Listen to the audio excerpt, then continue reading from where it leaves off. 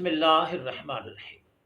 ایک بھائی نے سوال پوچھا ہے کہ بعض لوگ نماز پڑھتے ہیں تو دوران نماز ان کا منہ بند رہتا ہے، کیا اس طرح سے ان کی نماز ادا ہو جائے گی؟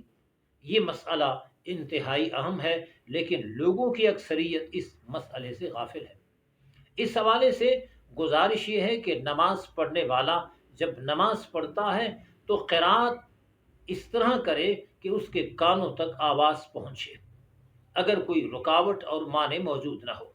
مثلا وہ خود اونچا سنتا ہے یا آس پاس شور شرابہ ہے جس کی وجہ سے کانوں تک آواز نہیں جاتی، اگرچہ وہ اتنی آواز سے پڑھتا ہے، اگر یہ رکاوٹ نہ ہوتی تو کانوں تک آواز جاتی، تو اس صورت میں اس کی نماز جائز ہے۔ دوسری اہم بات یہ ہے کہ اس کی ادائیگی اور تلفظ بھی درست ہو۔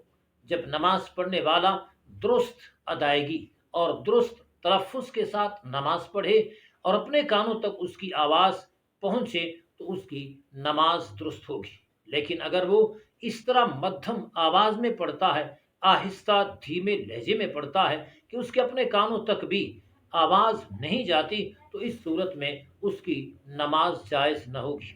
تلاوت کا بھی یہی مسئلہ ہے۔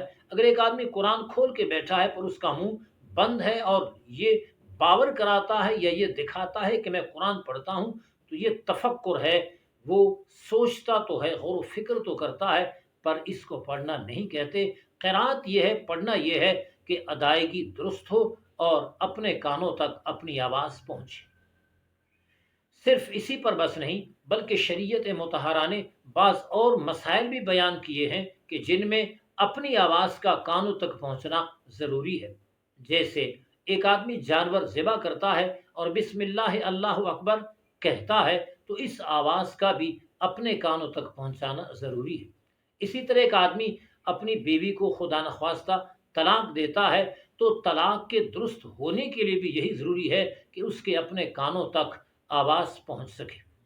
اسی طرح ایک آدمی قرآن مجید میں آیت سجدہ پڑھتا ہے اور آیت سجدہ کی آواز اس کے کانوں تک پہنچتی ہے، تو اس پر سجدہ تلاوت لازم ہو جاتا ہے۔